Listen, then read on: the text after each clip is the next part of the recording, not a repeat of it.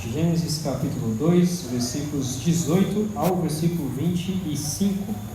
Vamos ler a palavra de Deus neste momento, depois orarmos ao Senhor pedindo a sua graça. Gênesis 2, 18 ao 25, diz assim a palavra do Senhor.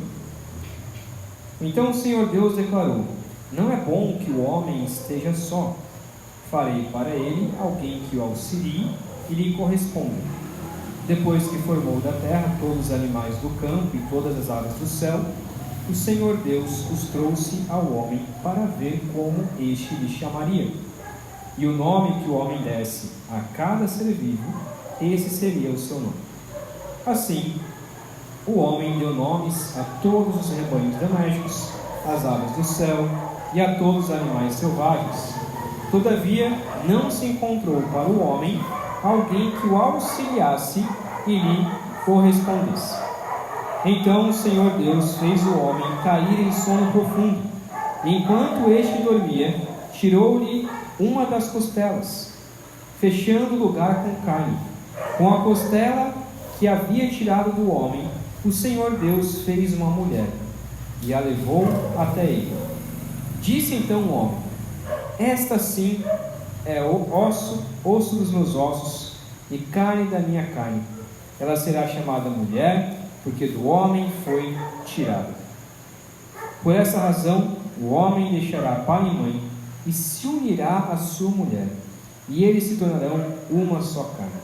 O homem e a sua mulher viviam nus e não sentiam vergonha. Até aqui a palavra de Deus. Vamos orar.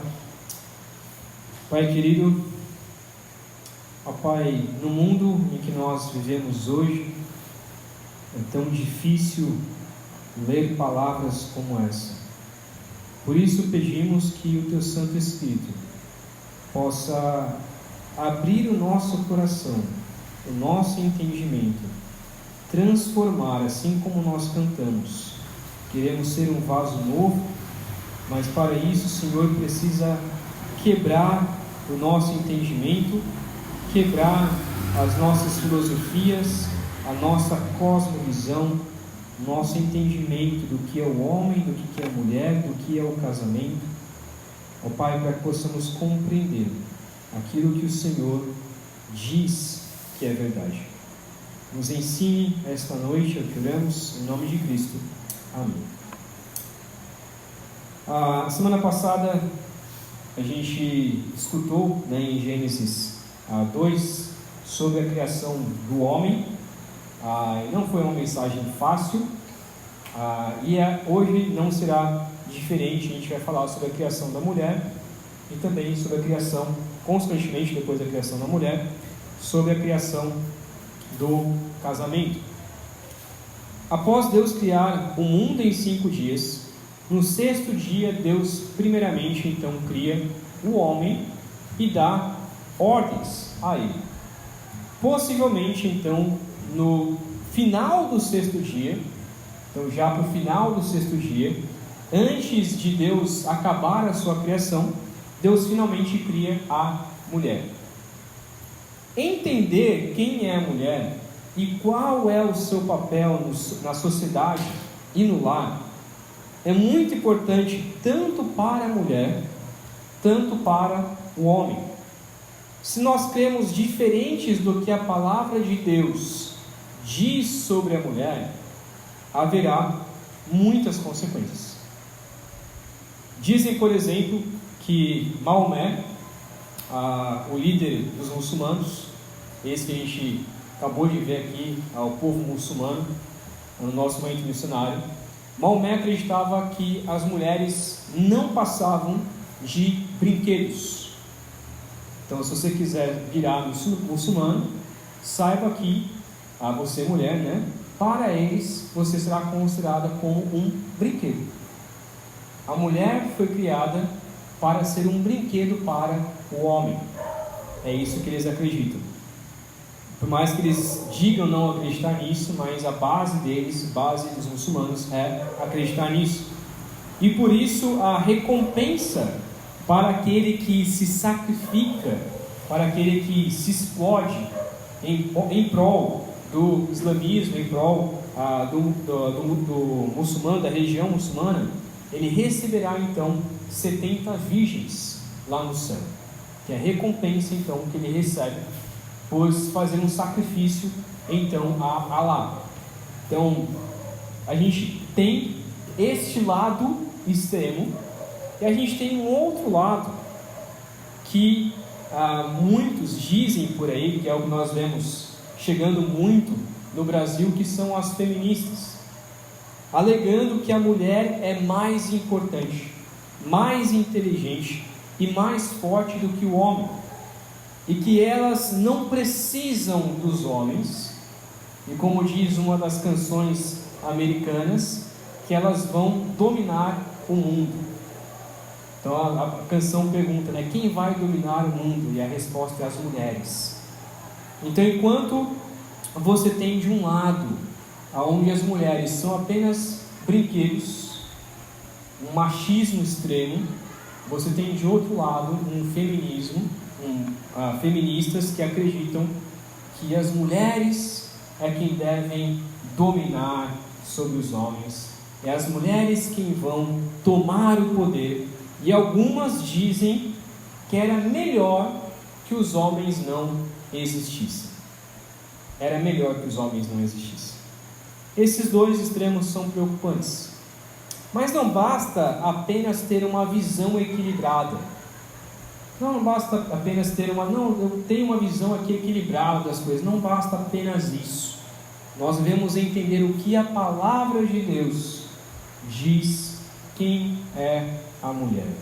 O que a palavra de Deus também diz sobre o que é o casamento, o que é essa junção entre o homem e a mulher. As mulheres então foram criadas por Deus para auxiliar, completar e viver em santidade para a glória de Deus. Essa é a nossa grande ideia de hoje. As mulheres foram criadas por Deus para auxiliar, completar e viver em santidade para a glória de Deus. E é isso que a palavra de Deus nos ensina. Nós vamos dividir esse momento em 5 pontos, tá bom? Vai ser algo rápido aqui. A gente poderia passar meses aqui falando sobre este assunto, e com certeza mais para frente a gente sempre voltará a pregações, a ensinos a respeito desse texto. As mulheres agora vão estudar o livro, o Design Divino, vai falar muito sobre esses textos aqui, e nós homens também com certeza iremos voltar a esses textos tão importantes, esse texto de Gênesis capítulo 2. Haveria muito mais texto também para a gente discutir. A gente poderia falar mais sobre casamento, mais sobre divórcio, mais sobre recasamento, mas não é a intenção aqui, não dá tempo também de falarmos sobre todos esses assuntos aqui nessa noite. Então, de maneira rápida, 5 pontos, 5 lições que nós podemos aprender com este texto. A primeira lição é de que o homem precisava de alguém. Então nós devemos entender que nós, homens, precisamos de alguém. E isso é algo muito importante. Versículos 18 ao versículo 20 revela isso. A Bíblia nos conta então que Adão estava só, e que Deus percebeu que ele precisava de alguém de sua espécie. É interessante isso, porque é Deus quem percebe isso, não é o homem ainda. É Deus quem olha e diz: poxa, Adão precisa de alguém. Não é bom que o homem esteja sozinho. Devemos lembrar que tudo que Deus criou até esse 6º dia é bom. Até o 5º dia é bom. No 6º dia, no final do dia, ele vai dizer: tudo que eu criei foi muito bom.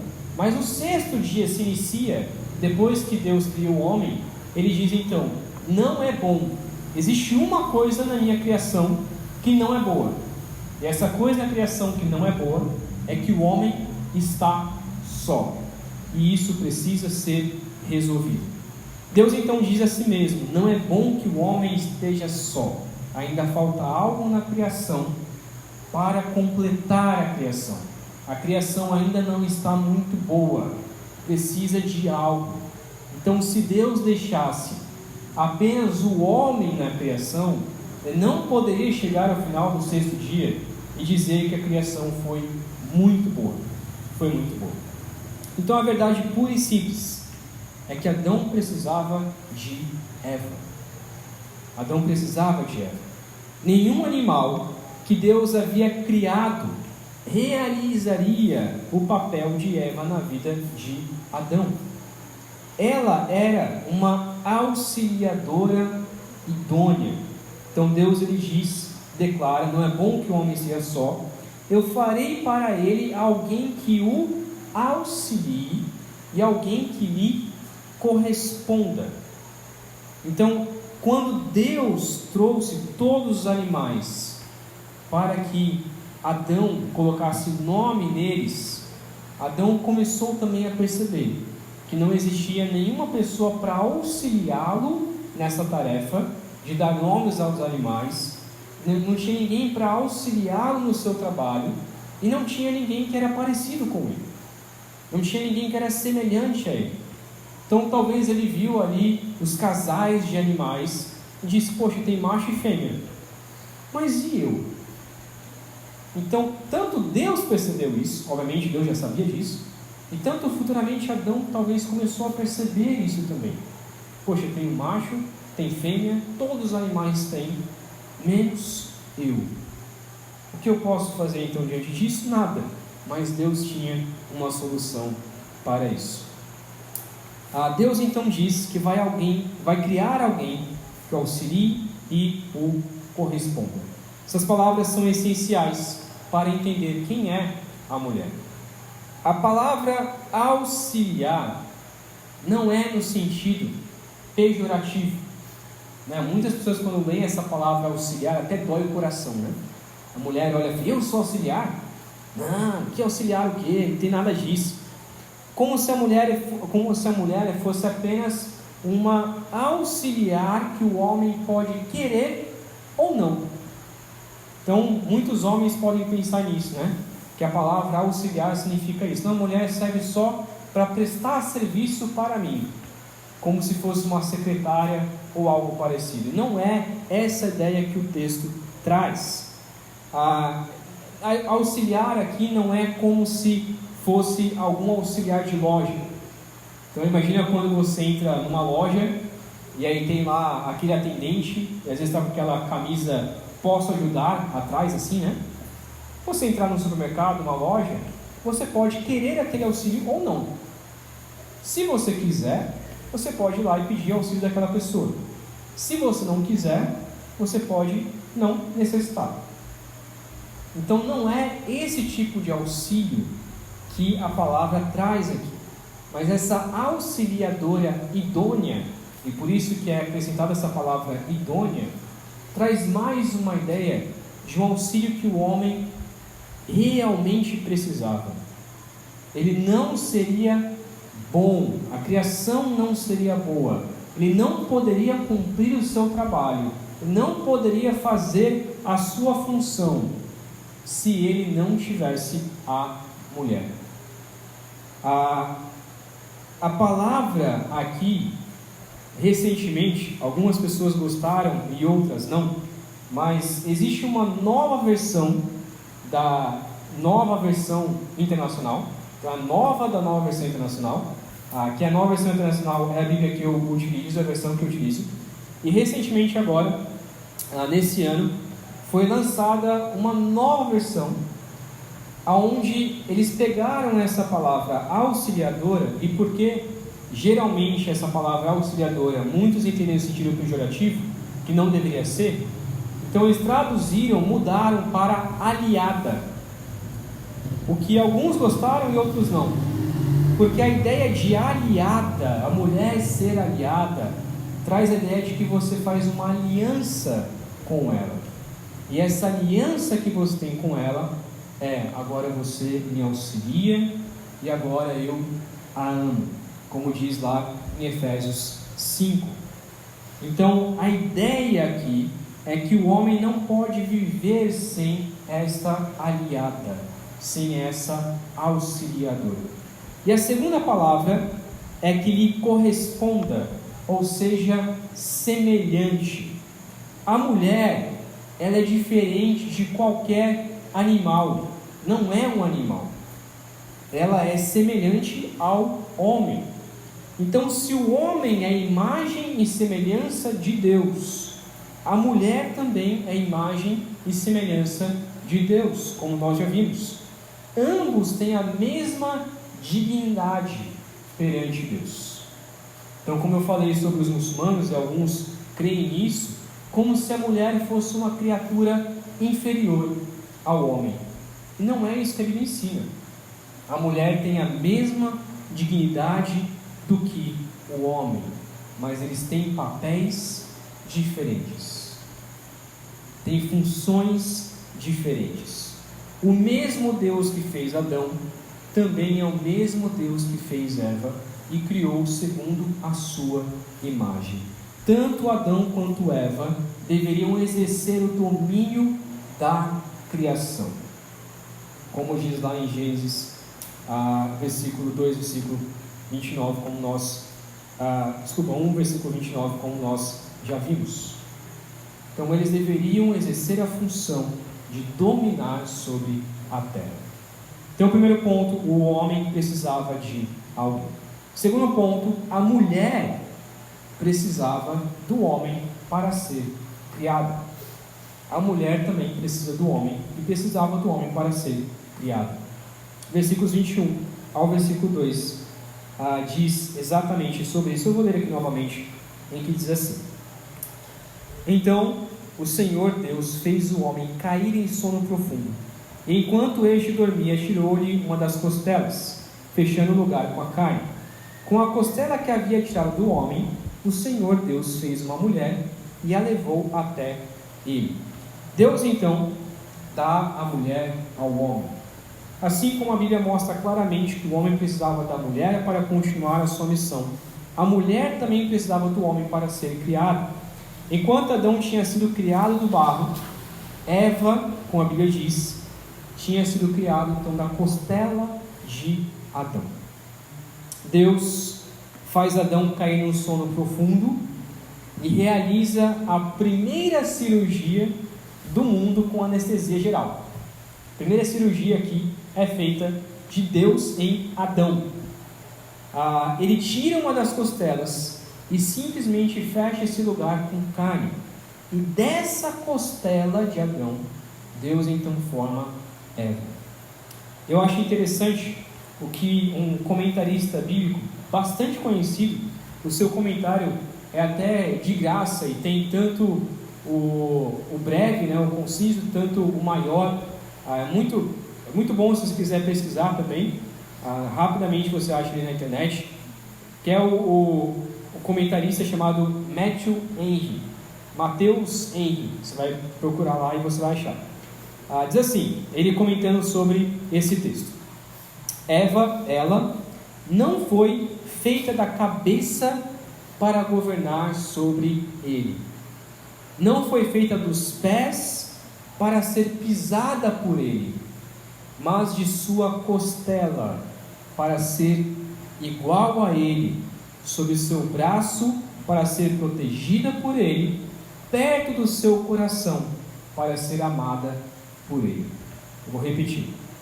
Ela, Eva, não foi feita da cabeça para governar sobre ele, nem dos pés para ser pisada por ele, mas da sua costela para ser igual a ele, sob os seus braços para ser protegida por ele, perto do seu coração para ser amada por ele. Esta é a mulher, e é isso que o homem deve entender. Eu lembrei agora, tem um professor no seminário, bastante conhecido, Davi Burke, em que ele sempre usa ilustração, né? Que sempre tem aquela frase: por trás de um homem há uma grande mulher. Não sei se você já ouviu essa frase, né? Por trás de um homem há uma grande mulher. Ele sempre comenta assim: por trás não, do lado. Do lado de um homem há um grande homem. Do lado de um grande homem há uma grande mulher.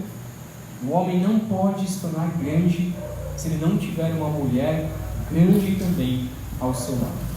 Então, o fato de a mulher ter sido criada da costela de Adão não era para mostrar inferioridade e nem mesmo dizer que a mulher não é digna, mas era para mostrar que o papel do homem era liderar, servir, cuidar e amar a sua esposa. E o papel da mulher era de auxiliá-lo em todos esses papéis. Paulo, lá em 1 Coríntios 11, versículo 7, diz que a mulher é a glória do homem. A mulher é a glória do homem. Que diz assim: o homem não deve cobrir a cabeça, visto que ele é a imagem e glória de Deus. Mas a mulher é a glória do homem. A mulher é a glória do homem. Então, se o homem é o cabeça, como diz lá em 1 Coríntios 11 e lá em Efésios 5, 22 e 23, que diz que o homem é a cabeça da mulher, assim como Cristo é a cabeça da igreja. Se o homem então é a cabeça, como nós acreditamos, é o líder, então a mulher é a coroa que enobrece o homem. É a coroa que enobrece a cabeça. As mulheres precisam entender então que precisam do homem para serem completas. Não podem ser como muitas que preferem ficar solteiras, que odeiam os homens do fundo do seu coração e dizem que não precisam dos homens para nada e que vão dominar o mundo. Paulo diz que se você quer ser solteira, se você quer ser solteiro, então sirva ao Senhor. Então gaste todo o seu tempo servindo ao Senhor. Paulo diz isso lá em 1 Coríntios. No entanto, se você quer se casar, se você pretende se casar, entenda que a mulher precisa do homem e o homem precisa da mulher. Este coração de querer ficar solteira para si mesmo, para dominar o mundo, para liderar sobre os homens, este coração é um coração ingrato ao Senhor. As mulheres precisam entender que assim então como o homem precisa da mulher para auxiliar, a mulher também precisa do homem para a liderar. Terceira parte então do texto: a mulher, ela completa o homem. Versículo 23. A mulher completa o homem. Versículo 23 diz assim: disse então o homem: esta sim é osso dos meus ossos, carne da minha carne. Ela será chamada mulher, porque do homem foi tirada. A mulher completa o homem. Quando Adão viu a sua noiva, sua futura esposa aqui, ele ficou extremamente alegre e louvou a Deus como se estivesse dizendo: finalmente eu tenho uma companheira apropriada. É interessante que esta frase aqui que ele diz, né, essa poesia, é uma poesia de fato. No original, né, a forma como é escrita a poesia é como se Adão estivesse gritando de alegria, como se estivesse saltando de alegria. Então não é somente assim: ela é osso dos meus ossos, que legal, tal, que o Senhor Deus criou ela. Não, é como se estivesse feliz, empolgado. É a mesma cena que eu tive o prazer de ter isso, de ver a minha esposa então chegando ao altar no casamento. É aquela alegria, aquele choro, aquela alegria de você ver então a sua esposa chegando. E é essa frase tão bela, e de fato uma poesia tão bela no original, que Adão então responde, cria ao ver então a sua esposa. Adão reconhece que ela é osso dos seus ossos e carne da sua carne. A ideia aqui é que ela é igual, ela é semelhante, ela é parecida com Adão, mas é diferente. Então a ideia aqui é: olha, você é osso dos meus ossos, carne da minha carne, mas eu sei que você é diferente. você é parecida, você é semelhante, mas você não sou eu, você não é um homem, você é diferente de mim. Por isso, Adão chama esta criatura tão bela de mulher. A palavra para homem no original, em hebraico, é ish. Então, se você olhar para um homem, né, você fala ish, um homem, né? A palavra é ish para homem no hebraico. E para a mulher, o que Adão fez foi acrescentar uma letrinha. Então, enquanto o nome do homem é Ish, o nome da mulher se tornou Ishá. Ishá. Então, enquanto o nome do homem é Ish, o nome da mulher se tornou Ishá. No inglês a gente tem um pouco como isso, né? Porque é o man, que é o homem, e é woman. Então, acrescenta o WO no começo. E no português, nas Bíblias antigas, as mais antigas, foi colocada uma palavra que se tornou muito comum no meio evangélico, no meio gospel, que é o varão e a varoa. Então, o varão e a varoa, esse nome ele vem daqui. Então, quando você chama a pessoa de varão, é porque lá nas Bíblias, no passado, para trazer essa ideia do Ish e da Ishá, foi colocado então o varão e a varoa, para dar a ideia de que são iguais, são semelhantes, mas têm coisas diferentes, mas têm um papel diferente. Então, a identidade dela, da varoa, serviria para lembrar a todos que ela tinha se originado do varão. Eva foi feita dele e para ele, e ele precisava dela e ela precisava dele. Assim os dois sempre pertencerão um ao outro e servirão um ao outro mutuamente em amor. Deus desejava oferecer a Adão uma companhia adequada, de modo que lhe deu então essa esposa. Concedeu uma pessoa e não um animal, alguém que era a sua igual e que portanto poderia compreendê-lo e ajudá-lo. Martinho Lutero chamou corretamente o casamento, ele chamou o casamento de escola do caráter. Escola do caráter. Porque quando duas pessoas vivem juntas em um sagrado matrimônio, a experiência extrai o que é melhor naquela pessoa e também o que há de pior. É uma oportunidade de exercitar a fé, a esperança e o amor, e de amadurecer por meio do sacrifício e do serviço mútuos para a glória de Deus. Então, dentro do casamento, o homem deve entender, tanto dentro tanto fora do casamento, o homem e a mulher devem entender: nós somos iguais. Você é varão, eu sou varoa. Nós temos a mesma dignidade diante do Senhor, mas nós temos papéis diferentes dentro da sociedade e dentro do lar.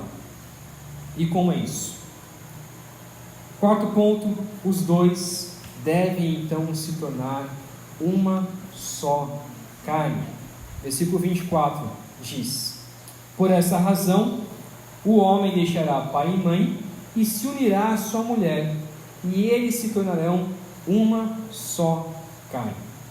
Essa palavra então, a palavra de Deus, mostra que Adão e Eva, o que eles deveriam fazer depois disso.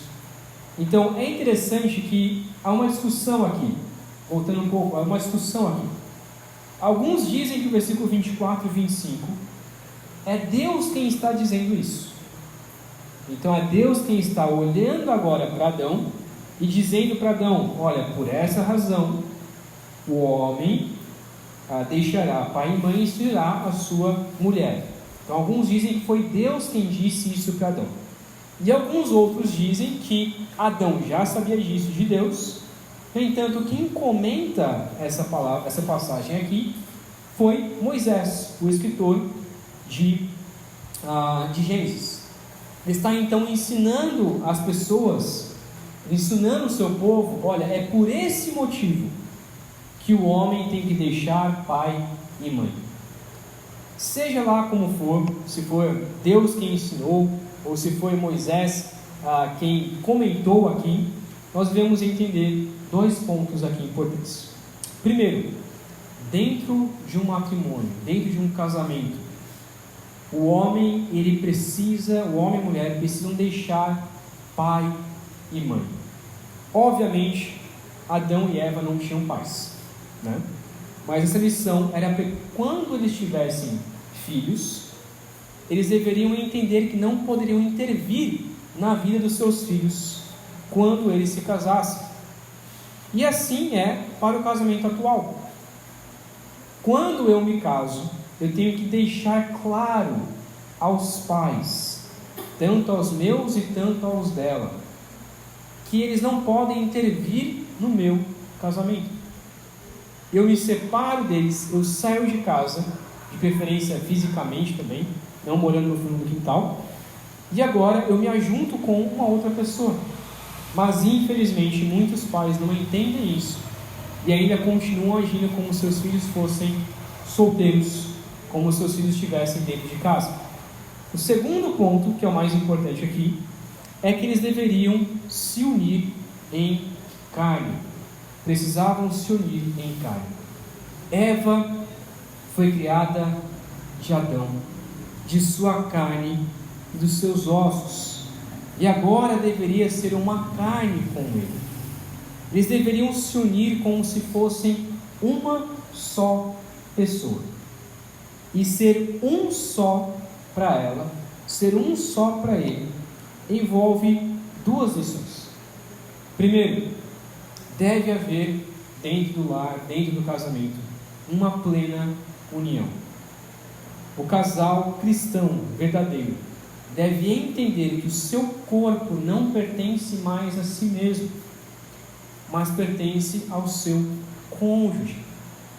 Paulo deixa isso claro ao dizer que o corpo do marido pertence à esposa e o corpo da esposa pertence ao marido.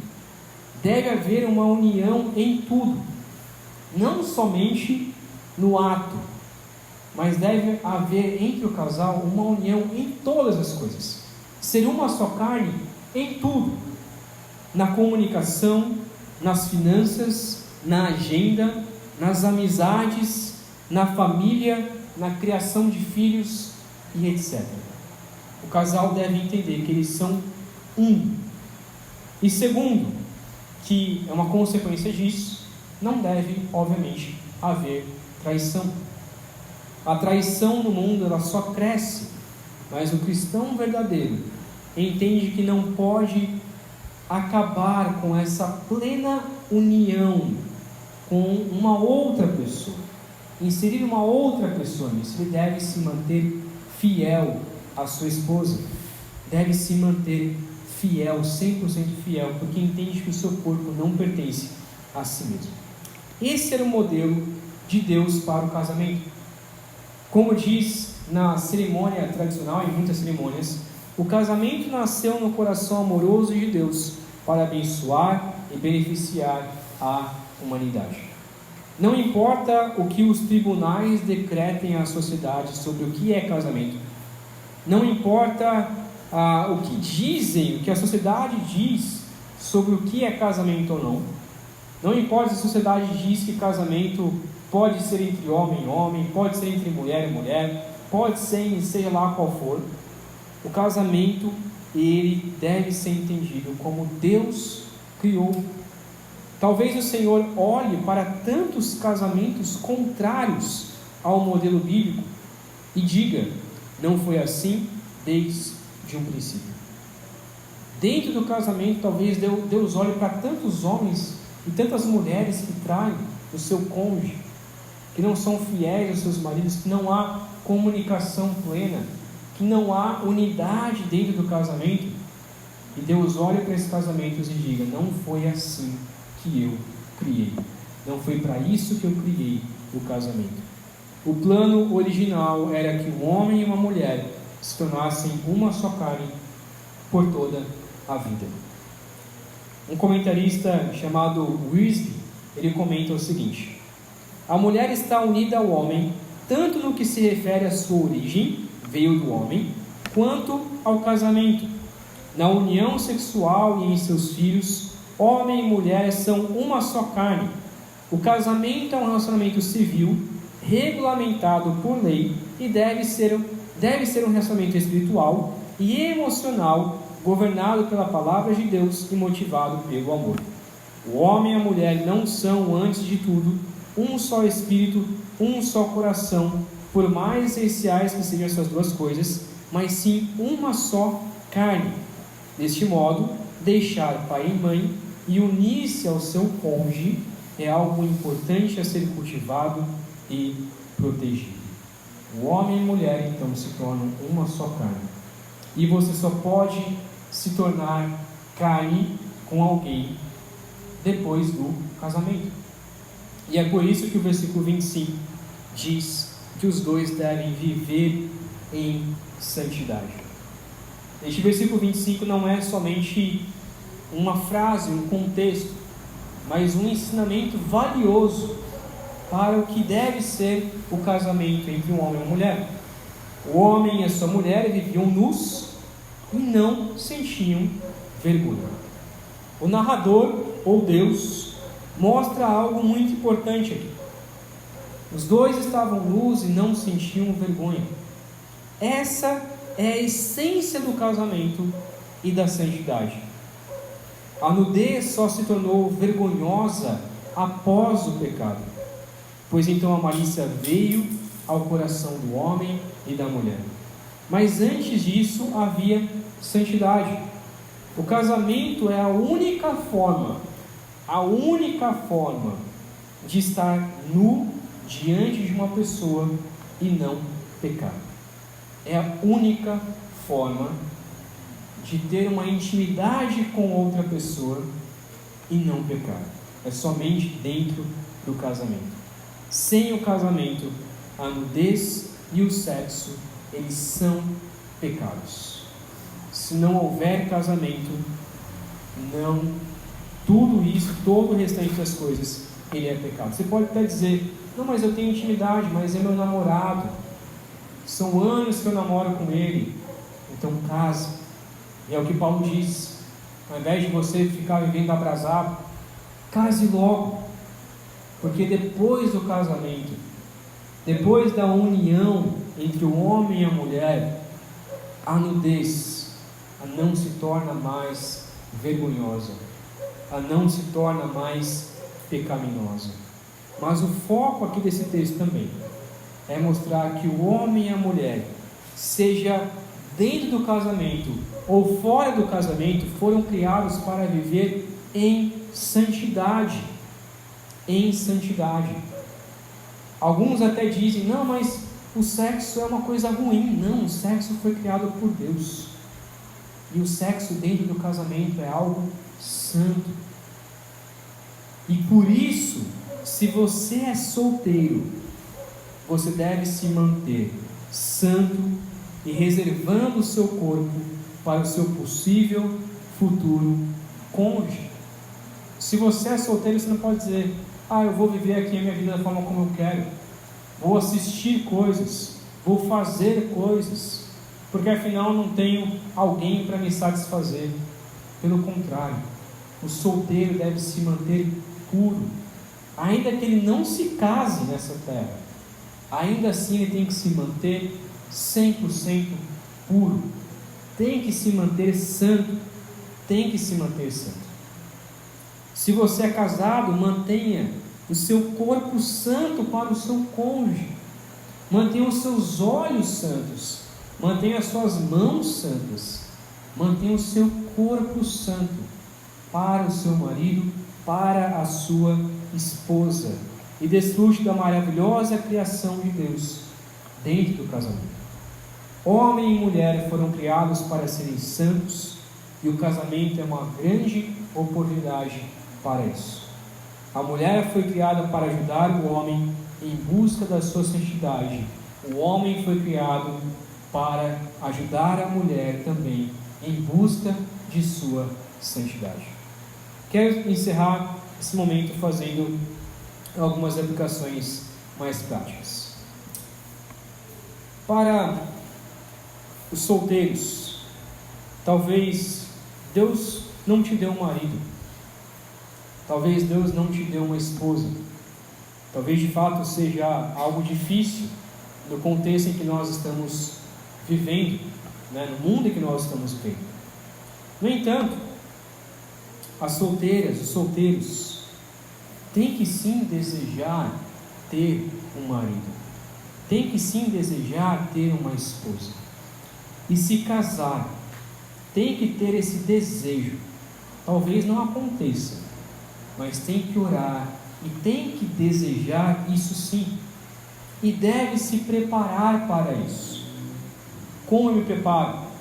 Moldando o meu coração para ser uma mulher que completa o meu marido, moldando o meu coração para ser um marido que lidera a minha esposa. Dentro da sociedade, isso também deve ser refletido.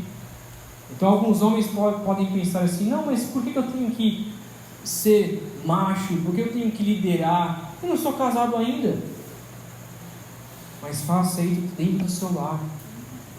Dentro do seu lar, vire um homem, vire um líder, para que futuramente, quando alguma mulher te olhe, possa dizer: não, realmente, eu quero me casar com ele porque ele é um bom líder.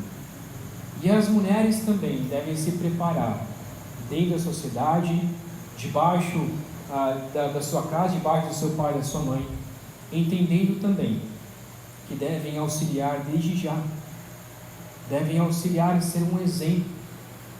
Então, o tratar de um solteiro com uma outra solteira deve ser em santidade. Eles devem agir em santidade, devem agir com respeito, devem agir como irmãs, como Paulo ensina a Timóteo: tratem as mulheres mais jovens como irmãs.